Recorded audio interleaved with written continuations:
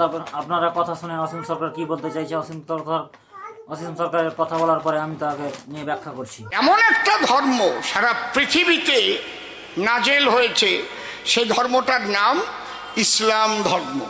তারা কিন্তু তাদের কোরআন, আমাদের এখানেই ব্যাগের মধ্যে কোরআন আছে, কোরআন আপনার কাছেও আছে, গুগল সার্চ করলে আপনি পেয়ে যাবেন। আমি একদম পৃষ্ঠা ভালো করে ওখান থেকে ফটোকপি করে করে রেখে দিচ্ছি।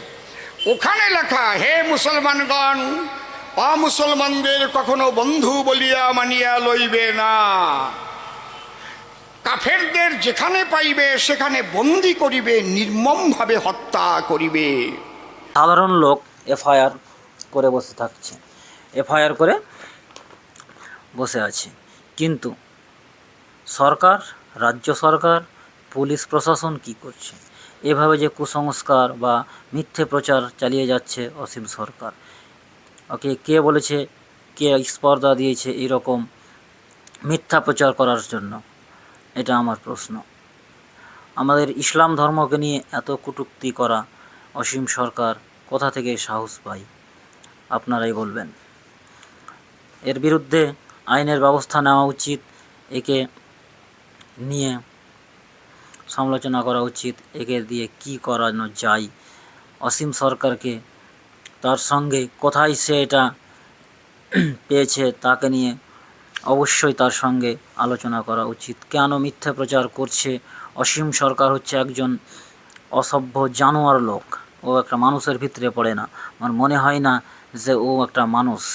যদি একটা মানুষ হয়ে একটা মানুষের এভাবে মানে দুর্নাম বা দুর্গন্ধ ছড়িয়ে পারে, তাহলে সে কি করে মানুষের পর্যায়ে পড়ে? অসীম সরকার আমার মনে হয় না যে একজন ও মানুষ। ও মুসলিম বিরোধী, এটা তো এক বাক্যেই বলা যায়। তবে একটা কথা বলি, যে অসীম সরকার হচ্ছে বিজেপি একটা নেতা, এমএলএ বা এমপি যাই হোক না কেন।